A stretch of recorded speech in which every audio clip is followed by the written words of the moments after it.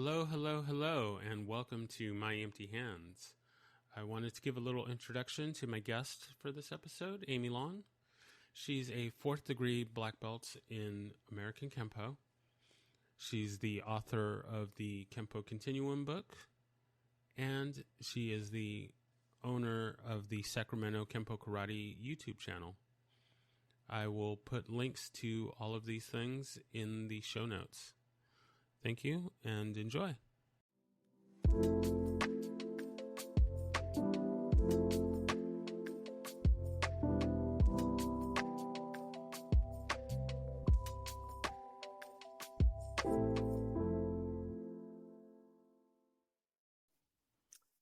Hello, hello, hello, and welcome to My Empty Hands, the podcast about Kempo and the martial arts and whatever else we happen to discuss today. So I have Amy Long with me today, and we're going to chit-chat and just talk about her journey, and I'll sprinkle in some of my journey too, so that we have kind of everybody's story and just whatever we happen to talk about, and that's where we'll go. So to kind of just jump in to give my brief history, I started Kempo in a Chinese Kempo school, which was essentially the Tracy's karate curriculum in the early to mid 90s. After seeing Jeff Speakman's The Perfect Weapon, said, "Hey, I got to do that Kempo thing." So I got involved in that. Did that for a few years. Almost got to my third brown when I left for the Army. While I was in the Army, I did a little bit of Taekwondo and Hapkido and some boxing. I got out of the military and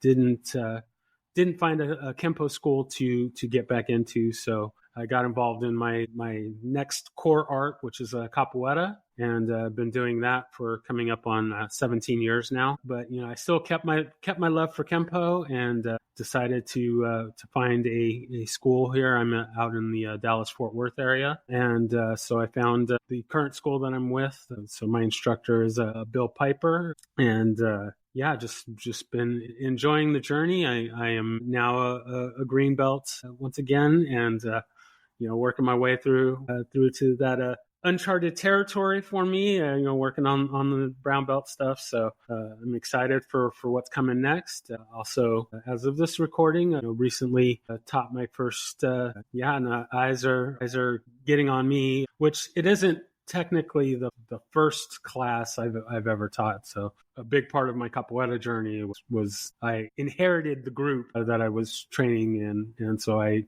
ended up teaching a lot of the classes for many of the years. But yeah, this is kind of my first official Kempo teacher life. So I'm excited about that, and now that I have the podcast, it's good to be able to talk to everyone that's in the different stages of their training. So, I'm not just talking to all the 10th degrees and the high ups. I want to kind of get everybody in between. So, that's my story and sticking to it. So yeah, let's jump into, how and when did you Kempo find you, and how did your journey kind of start?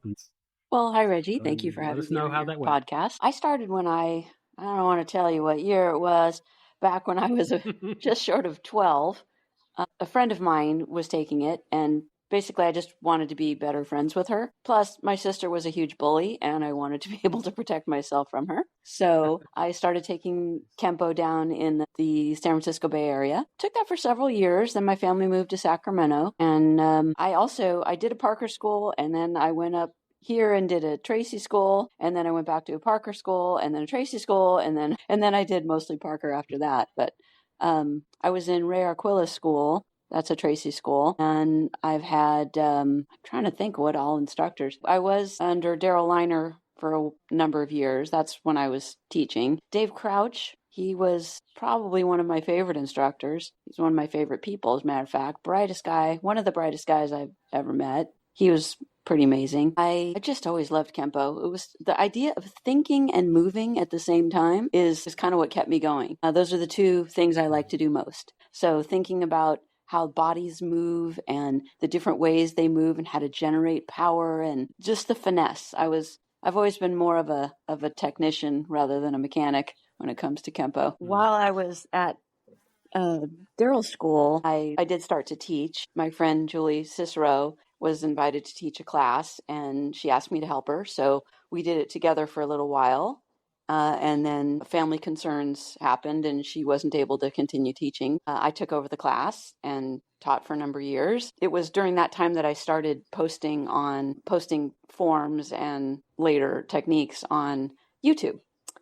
The reason I did it, well, initially the reason I started posting some forms was because my instructor didn't really give me much feedback when it came to my forms. And so I said, well, I'm going to post it for the public. I know I'll get feedback. So because people always got something to say. I actually frequently found it pretty helpful because I posted it with the idea of, if this helps you, great. If you see anything that you would like to comment on, if you see something I need to work on, feel free to let me know. And people did. And I a lot of times found it really helpful. Like one point, I was practicing form 6, I think. I don't know, maybe form 4. I don't remember. But anyway, I was doing the forms, and I record it and re-record it and re-record it. Found one I liked, posted it, deleted the rest. Turns out I posted one where I forgot to do unfurling crane on the left side. I was like, I didn't even notice because, I'd done it so many times. Then when it was pointed out to me, I'm like, well, there's a learning thing. Good thing you're paying attention, yada, yada. And then it just became funny because it doesn't have to be perfect. That's one of the things I figured out. So posted a bunch. I was on KempoNet. There's mention of, I believe it's Bob Hubbard who created KempoNet. I used to post on there all the time. And that was where I got the idea of doing the Kempo Continuum. People were talking about the journey. And I thought, it's great that there's a book for, 12 top people or whatever, but what about all the other people who have spent, decades of their lives working on Kempo? They've had their black belt, they've taught at schools, they've helped kids, all the things that people who devote their life to Kempo do. And I thought, well, what about their stories? They count, they matter. And so I kind of floated the idea on KempoNet, and someone said, kind of like a Kempo yearbook. And I'm like, well, kind of, I guess, like a who's who in a smaller scale. So I said, I'm a book publisher. What the heck? I'll do it. So I put out word that anyone who's been in Kempo has been a black belt for at least 10 years. You have to have not just been in for 10 years, but been a black belt for 10 years. And I managed to find a bunch of people who wanted to share their story. And it was kind of cool because, for me, it was just a project of love of, here's something I can give back to the Kempo community. And some of the people, who doesn't want to read about themselves in a book?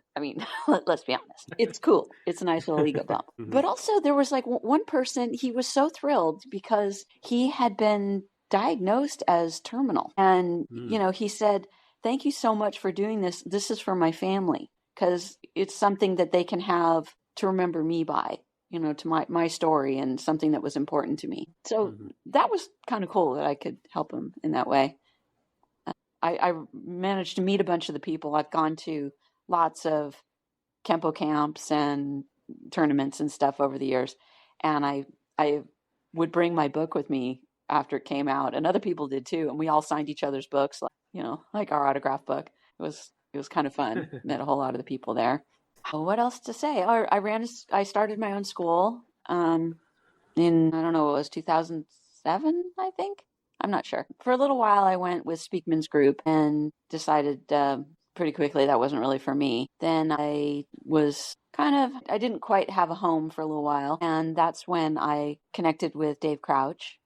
And his approach to Kempo was so different than anybody else that I had seen. He talks more, I see he's on your list. He's a good guy. He talked about the different shapes and just a different way of generating power using the shape of the motion, the shape of the move. And so I spent a fair amount of time training with him, and haven't seen him for a number of years. He got a girlfriend who he later married, and as soon as he got a girlfriend, I didn't get any more lessons. Yeah, that was disappointing. Yeah, I know how that goes. Yeah. I know how that goes. Well, I look forward to hearing been there. podcast. Yeah, no, I'm looking forward to having him on. Like you mentioned, and I'm sure I've posted. Yeah, he has agreed to be on. Just a matter of getting people on the schedule. But yeah, he's on the list to be on. So he's an absolute wealth of knowledge, interesting knowledge too. Just a whole interesting way of looking at it. So yeah, that's something that's been really fun about doing this. Is just one, getting all the stories like you mentioned with your book. Getting the usual suspects, but getting all the rest of us out there, getting their stories. It's important to get all of the different sides and the different perspectives and the different journeys. And the whys of it. Why people, that was the premise for the book, was why did you get in it and what has kept you going? Because it's a lot of work, a lot of intention. After I posted the first one, I got a whole slew of people saying, well, I wanted to be in it. Why wasn't I? Why didn't I get a chance to be in it? And are you going to do another one? Well, a couple years later, I ended up doing a second one, but getting people for the second book was 10 times harder, which surprised me because all these people saying, I want to be in the book. And I'm like, oh. But I had like 125 people in the second book, which was a lot more than the first. And that was pretty amazing because I opened it up to Tracy Kempo people too. And they were very pleased about that. And of course, after I published the second book, people were saying, well, I didn't get a chance. Are you going to do the third one?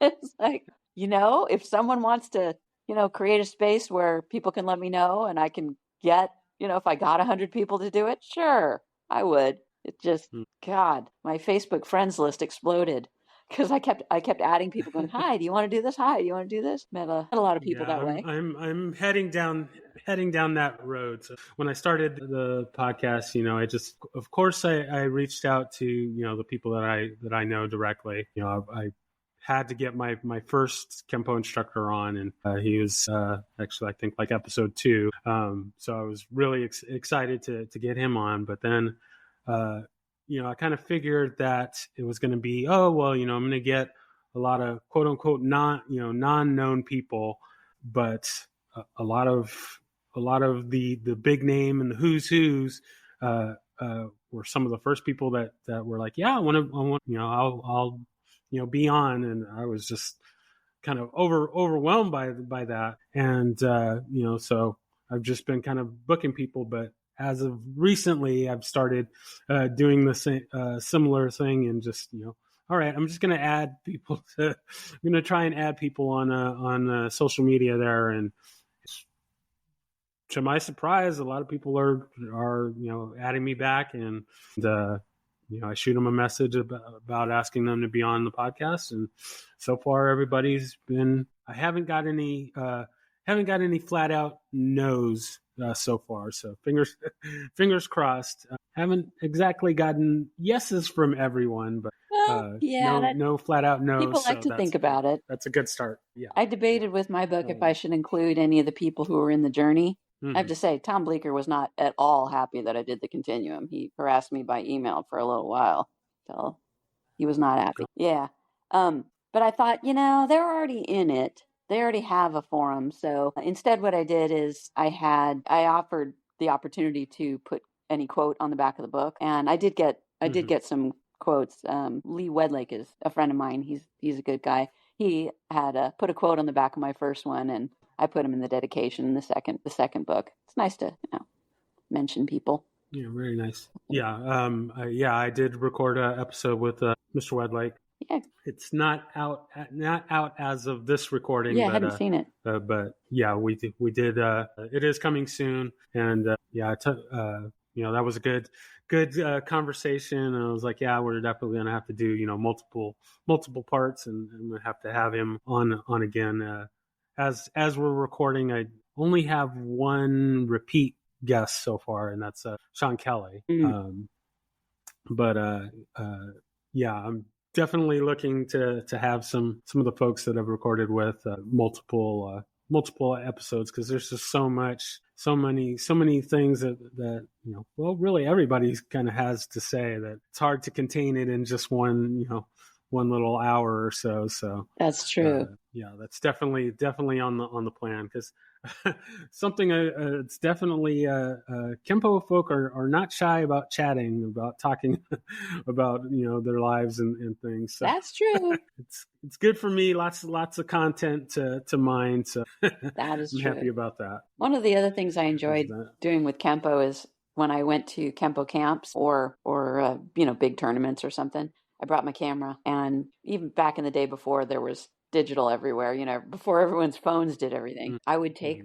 I'd go to a camp and I'd take probably 500,000 pictures and just of everybody doing their thing. And then I went to Sean's camp once and I made a DVD that I just gave to all the instructors so they could share the pictures with their students. And I was pleased to note that after sending out all the pictures everywhere, I started seeing them show up on people's social media, which I thought was kind of cool. I have a thing about documenting, and obviously you do too, or you wouldn't be doing a podcast, but doing, writing the books and posting stuff on YouTube and taking pictures is just a way of saying, hey, here's Kempo as it was. Here's people in Kempo. Because, people look back now and they look for pictures of Mr. Parker and videos of him doing stuff, and those are quite cherished. So I thought, you never know who's going to be the next big thing. And even if they're not, their family will cherish, hey, this was me back in 20 years ago when I first started Kempo or whatever. It's kind of fun. Yeah, no, I was speaking with someone recently and it sparked a thought that I really hadn't thought about, but now that we're losing some of the original people and stuff like that there's we're getting closer and closer to a time where there's not going to be people around that have trained directly with Ed Parker or know about Ed Parker. We're going to coming up on to where there's going to be that disconnect, and if we don't have the books and podcasts and photos and all of these kind of things to jog the memory and kind of keep that information out there, we're gonna lose it. And so I think it's really important, and it's really good to have people like you that were like, hey, we should document some of these things. And it's kind of a fine line about what's like, be in the moment and, just be staring down our cameras and, our phones and all that stuff like that. But, on the other side, it's like, yeah, we need some of us to get this stuff down, because things get lost in translation as we're playing the telephone game, and who said this or who said that, and that gets lost over the years, and so having it directly from the people that were there or doing whatever is. I like the joke is how many Kempoists does it take to change a light bulb? It only takes one to change it, but everybody else will say, well, that's not what Mr. Parker told me. Exactly. So, that's one of the reasons why, I have this podcast, is so that we can get the stories directly from the people that were there, and we don't get, I'm sure there's still going to be, the various opinions or ideas of how things are supposed to be or whatever. But as long as we're getting the stories from the direct people, then I have heard, and I obviously don't know for sure of this, but that Mr. Parker would show certain things differently in different parts of the country, and that way when he saw a technique or a form or something, he could know where the person came from. And I think that's kind of funny. Or he would just be on the plane thinking about 5 swords and going, ooh, I bet if we contoured here, and I bet if we did this and this, and then he'd go to his seminar and teach something that occurred to him on the plane. So things did change in that sense too. And now that it's a smaller world, everybody's sharing what they know. And that's one of the things that I love about Kempo, is that it is a constantly evolving and constantly growing and changing, and people don't fight, don't train, don't think, the same way, 5 years ago, 10 years ago, so it's important to be able to adapt and grow and change, based on how things, work or don't work, or, sure. I see techniques all the time, and it's like, oh, well, yeah, like nobody's going to ever grab me this way or going to attack me this way. But there's principles and there's ideas and there's concepts to learn from everything. And, the Kempo gets that criticism. Well, yeah, we're not going to, nobody's going to stand there while you hit them 50 times. And it's like, well, yeah, of course, but these techniques and are blueprints for motion, what we have available to us. Yeah, it's not, if you do it right, you don't need to hit anyone more than once. Exactly. But what if you are in this situation? What if you find yourself in this position or that position? The techniques are just a way to show all the different ways that you can hit someone from a specific position. If you have to hit someone that many times, man, you did it wrong. You talked about the perfect weapon. I was actually standing next to Mr. Speakman when they were showing a clip of his 5 swords, that giant thing where he's just beating the crap out of the bag or something. Yeah. I go, what is that, 5,000 swords? He laughed. He's like, yeah, pretty much. It just kind of kept going. It's like, you need to hit him harder because he's still standing. Exactly. So just to kind of jump back, I was kind of curious. So you had mentioned that you would kind of jump between schools and I had to move between schools a number of times and whatnot. Oh, I'm sorry, I cut you off. What was the reasoning behind that? Well, I moved from I was a kid. I moved with my family, so that was the first change. I tried a school, which is funny. I wasn't there long enough. I don't even remember the instructor's name. I was there for a little while, 6 weeks, and I went, this school is not for me. I was only 15. I was a purple belt. And literally my first class, he says, why don't you come up and lead the exercises or something?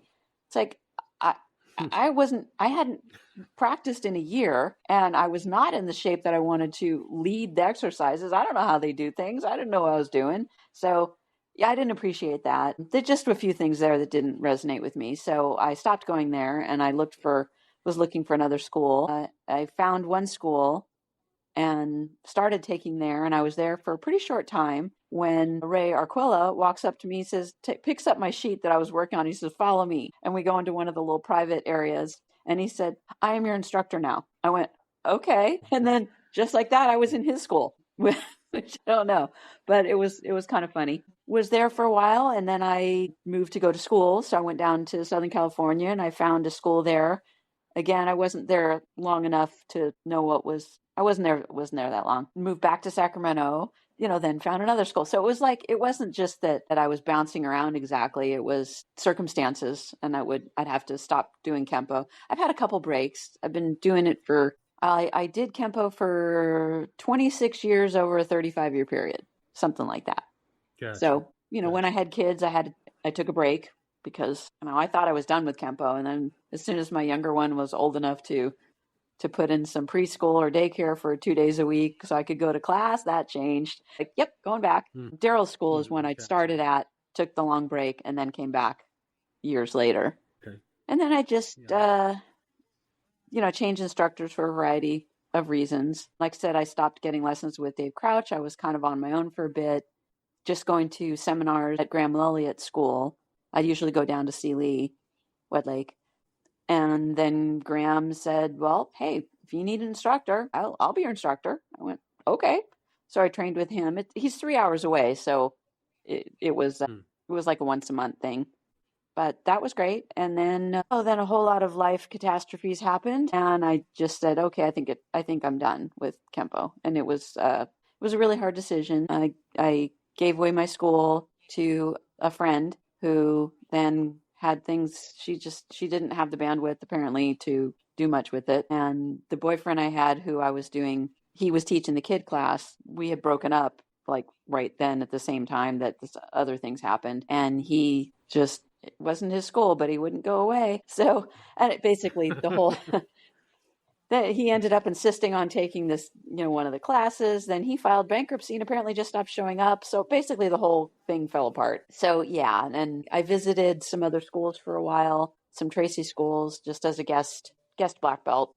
We used to have black belt workouts on Wednesdays at my school. Well, school class. It was a school, but it was held in not my building. And we would have Wednesdays where it was just a brown and black belt workout. And I used to post, any black belt who is traveling in the area is welcome to come. Met a lot of great people that way. Just an opportunity just to open things up. Don't care what kind of whether it's Tracy Kempo or Parker Kempo or whatever you want to do, if you're a black belt and you want to come share your art with us, come and work out with us. So I had a lot of people come, and some regulars who didn't really want to come to regular classes or didn't have the time, but they could do one night a week.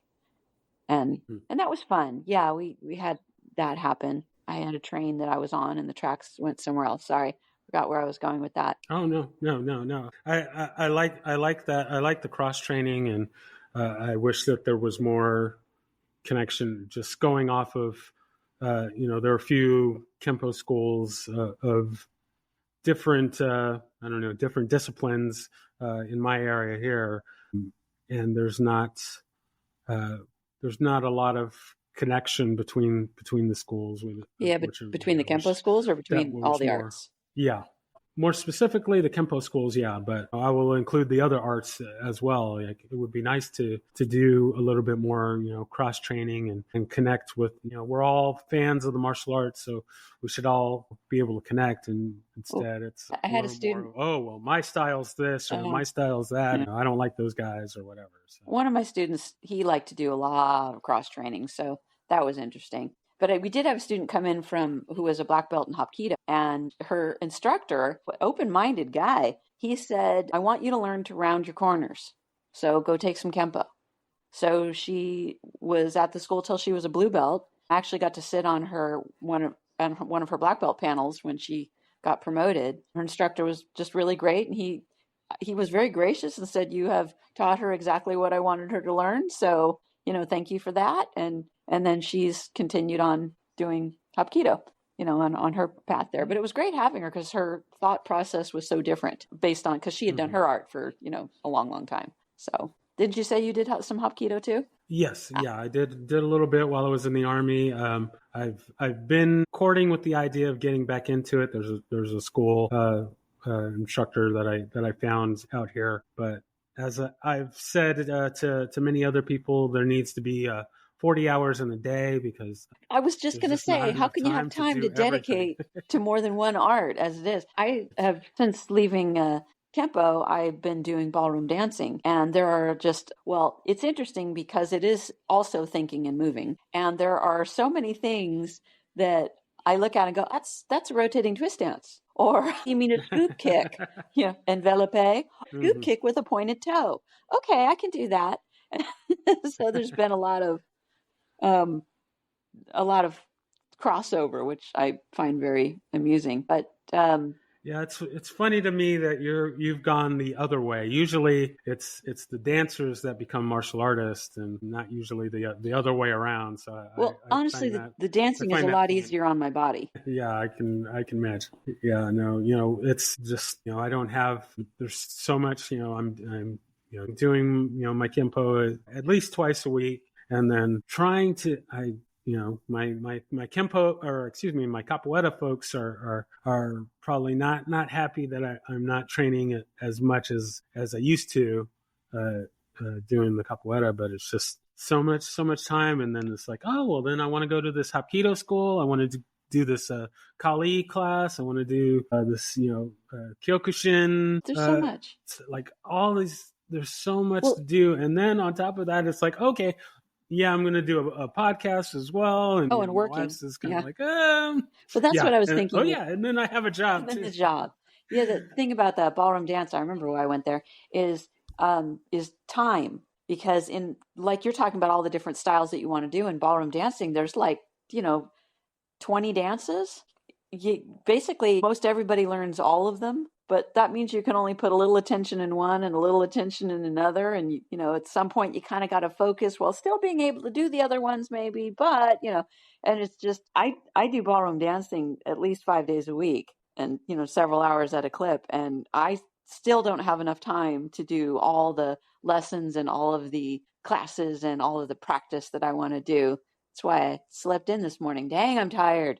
I've been trying to get it all in, plus have the rest of my life exist. No, and I'm retired. I totally, yeah, no, I can totally relate to the struggle there. So yeah, there's so much to do, so little time. So, but we make it work with what we got. So. True. So I was curious about the teaching the teaching side of it, as you were kind of going through the training, were you always kind of interested in that, or did that kind of come later on? I basically started assisting when I was a blue belt. My philosophy is, as you teach, so shall you learn. Because when you teach a technique, there are things that, first of all, the student asks or that you see going on, and you start fixing up your pattern of how are you going to present something in such a way that people can get the most of information. You don't leave things out, et cetera, et cetera. Like when I had one student, Eugene, he's awesome. When he came over to my school, I'd been teaching him previously, just kind of, I guess, on the DL. I don't know. I wasn't officially instructing at the time, but he didn't have anyone teaching him. So I was giving him technique instruction such. Well, when he did come over, he would, God, that train track just really goes away. I started thinking about Eugene. My mind started drifting off going, well, he was a lot of fun. Oh, I know. When I got up, we were teaching brown belt, working on the brown belt techniques, and I hadn't taught brown belt techniques before. So I'm realizing when I'm starting to go teach a technique, I'm like, okay, so you're standing here and, trouble coming up with how to go over a technique. Whereas if you ask me 5 swords, I can go over all the points of that all day because I've taught it a million times. Mm-hmm. But as we got through the various techniques and would work on it, the pattern got better, hitting all the information more quickly and more efficiently. I started encouraging him to start teaching because as he is brown belt, he's going to need to learn to do some teaching and such. So I had him come up in front of the class to lead, I think it was, I don't know, one of the sets, like, finger set or no, stance set or something. And I'm like, and when I would do it, I would go, okay, you step back with your left foot into a right neutral bow and, then transition. And I would just talk through the whole thing. And so I had him go up and do there. And he got about halfway through and he's like, how do you do that? Talking while, God, that's so hard. I'm like, yeah, it takes a lot of practice to get better at it. But I love teaching. I teach in ballroom too, just always encouraging people and such. It's one of the reasons that I put all of those Kempo techniques on YouTube. People are like, wow, thanks for doing that. It's like, oh yeah, it honestly didn't occur to me that other people would be watching it as much as they were. I put them up there because I learned something new from Dr. Dave and I would teach everybody and we would practice it. And then I swear, 2 weeks later, they're like, well, you've never shown us that before. Are you kidding me? So I went to the techniques and I was like, this is the way that we are teaching them currently. This is how we're doing it. That's why on there it says, this is not the way, it is a way. So I put them all up there because even 4 years later, they're like, you've never shown us this before. I'm like, look at the YouTube. That's when I started teaching it. Watch the video. I don't want to talk about this anymore because, it was funny. I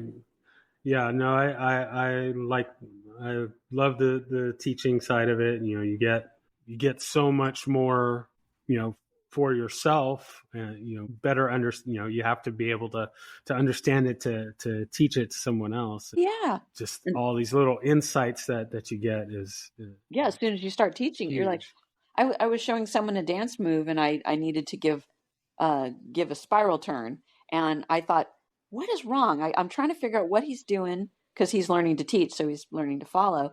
And I was trying to think, what is he doing wrong? Because it's not working. And then I looked at it for a minute. I went, weight change and where's, his weight needs to be over his foot. And, I realized that when I started teaching him, then I did it and I showed it and I, did all the aspects of the teaching. And that's when I realized what wasn't working.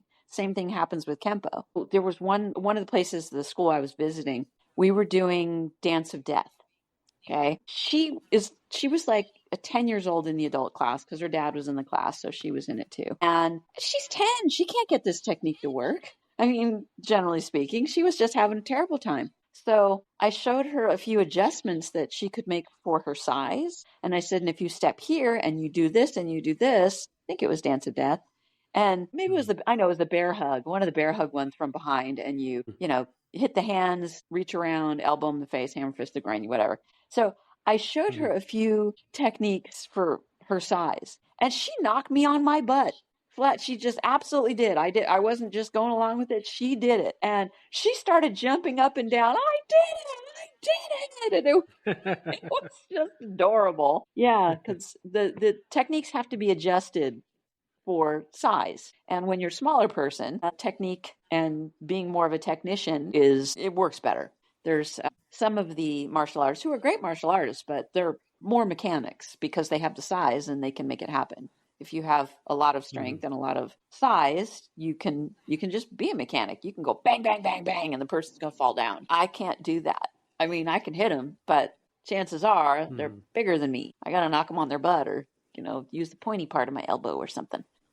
Exactly. Get a little extra bang for your buck. No, that's kill the computer. Exactly. Yeah, it's got to be customized for the individual. One size doesn't fit all. One 5 swords doesn't fit all. So, that's so true. Yeah. So true. Yeah. No, that's definitely something that I like about is that everybody has to make it their own, and we're not just all carbon copies of the instructors. That's true.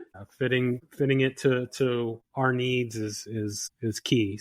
Yeah, it's fun to see how, if you get a chance, I don't know if you've had much of a chance to go to Kempo camps, but it's fun to go to Kempo camps and see people from all around the country or different parts of the world to see how they do the techniques, the variations. Because they might still be all under the same lineage, but still, how do they do it differently? What flavor do they have to it? It's kind of fun. I don't know. That's one of the things I enjoyed is a lot of the Kempo camps and just meeting people I hadn't seen in a while or ever. Or, you see people on Facebook and you kind of feel like you know them because you've chatted so much.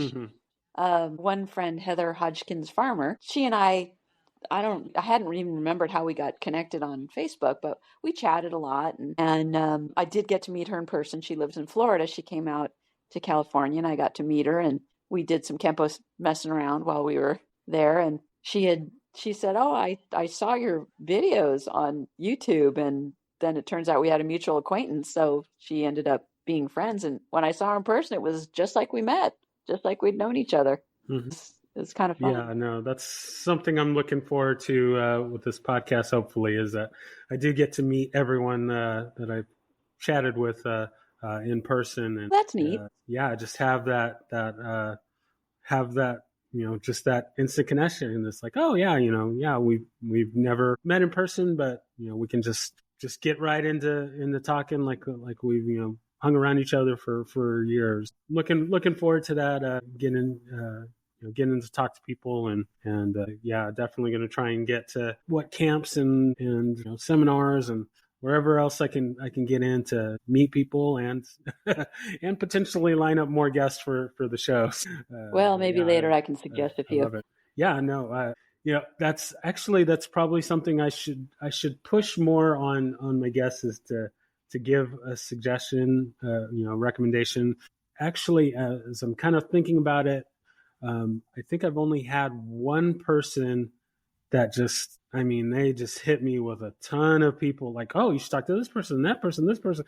But pretty much everyone else really has not really recommended anybody. So I guess that's because we figured that work on that. But you had an idea of people you wanted to have on there for specific reasons. I don't know what your qualifications are for being on the show. Is there anything in particular? If you've done Kempo, or really, if you've done martial arts, I want to talk to you. That's my current plan. Maybe that'll change. Like I mentioned, I had not expected to get the who's who so early in this journey, but I'm excited for the big names. I'm excited for the little names. I love hearing the stories. I love just one question that people have asked me about martial arts is when I've ever gotten to use it. Because, that's always like, well, have you ever gotten to use it for real? And I have had 3 occasions, not for fights because, hey, why would anyone want to fight me? I'm lovely. I did use it when I was 14. I used to run hurdles. And one time I was running the hurdles in a tank top and my cleat caught on the hurdle and I went down and I did the most beautiful shoulder roll that you could imagine. And I know it was a beautiful shoulder roll because I had road rash, as a track rash, from one shoulder perfectly down to my hip. And I was like, well, okay, that hurt a lot, But I was just imagining how awful it would have been if I'd face planted instead.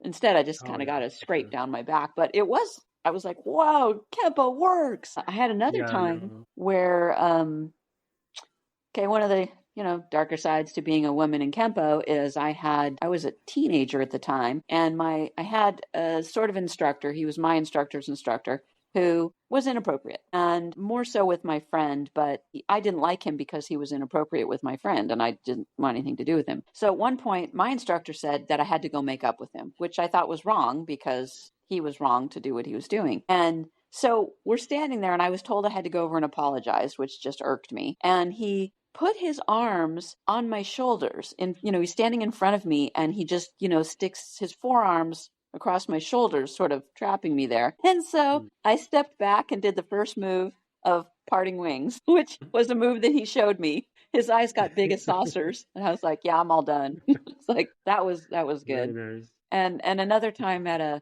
a bar, I was dancing, we were, having fun. I was sort of dancing with someone, in the kind of we don't touch each other dance, not social dancing. And he just started putting his hands on my hips. I'm like, dude, I don't know you. And so I did a double palm heel right on the soft part of the top of his hands, dropped his hands down. He called me a name and then stormed off the dance floor. And I'm like, dude, I'm going to go back and having a good time. So those are the 3 times I have actually gotten to use my Kempo. If you haven't asked that question of others, that might be. I think I'm going to have to start. I think I'm going to have to start adding that because that's a good one. As I've been learning things and reading books and stuff, that was one of the things that has really surprised me is how many situations that Parker was in. Well, he created a bunch of them. Yeah, he wanted to have people attack him so he could work out how to do some techniques. Which is funny. That's true too. That's true too. But yeah, I think we put a lot of people kind of on this pedestal and think, oh well, they're this super humble person or whatever, and they created this art or they spreading this art, but they're not getting into fights and things like that, and it's like, oh well, no, you thought he killed this guy and he beat these other guys up, and so it's good to know that what we're training does work and it has been battle tested. But then at the same time, it's like, ooh, like okay, yeah, maybe this person has a little bit of a dark side, darker side than I realized. Well, I'm of the philosophy that the best fight is one that didn't happen. Exactly. If you can find a way out of it before it gets there, that's all good. Like it.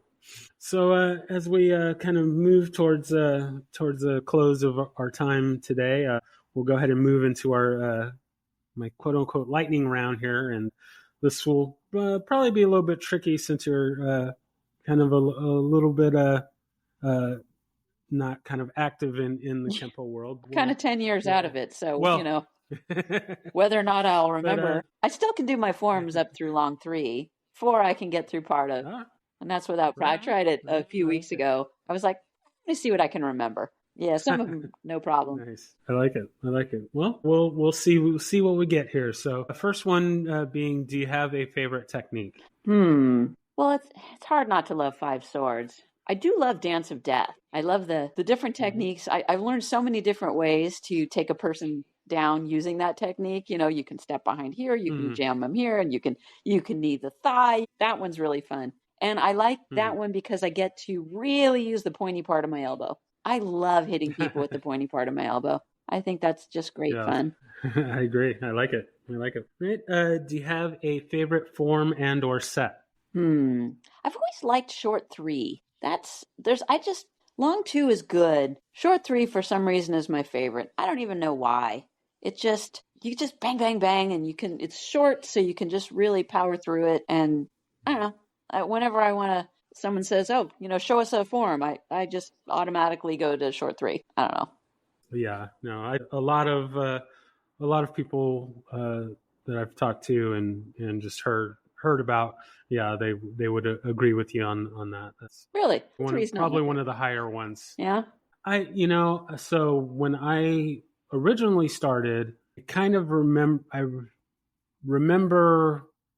really liking Long 3. It wasn't one of my favorites, but I remember liking it, although I haven't actually done it in 25 plus years. So you haven't. Wait a minute. You're active in Kempo. Why have you not done it in 25 years? Well, when I left my original school and I was trying to find something to do, I would kind of just go through my stuff here and there, but I didn't really keep up with it, and just life and everything else kind of got in the way. So I didn't really, as the years went on, I did less and less of my training. And then a few years ago, I came across my old manual, and I was like, let me see how, what I remember. And I was kind of surprised that I could actually get through, quite a few of the techniques and forms and whatnot.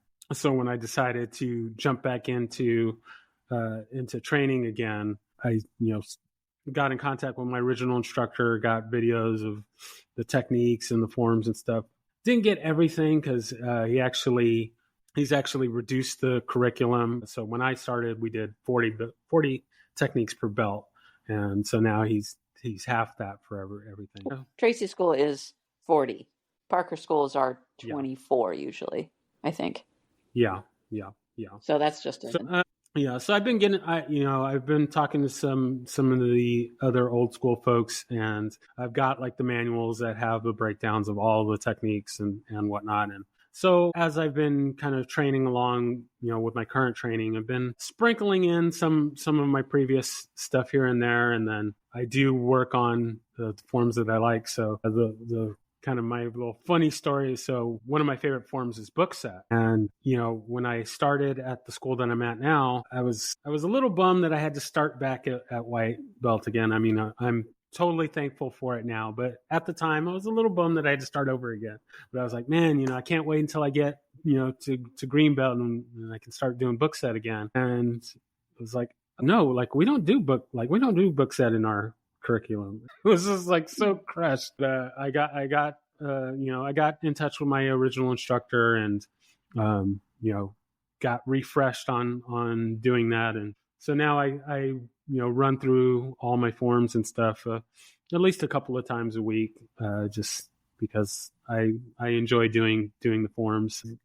I like getting in everything that I can, so keep kind of training there. So our next question there, if there's anyone that you could train with, living or dead, fictional or non-fictional, who would that be? Well, I think that would be Kung Fu Panda. I think I would have to definitely go with nice. Kung Fu Panda. Definitely has the right attitude about training. Yeah. I like it.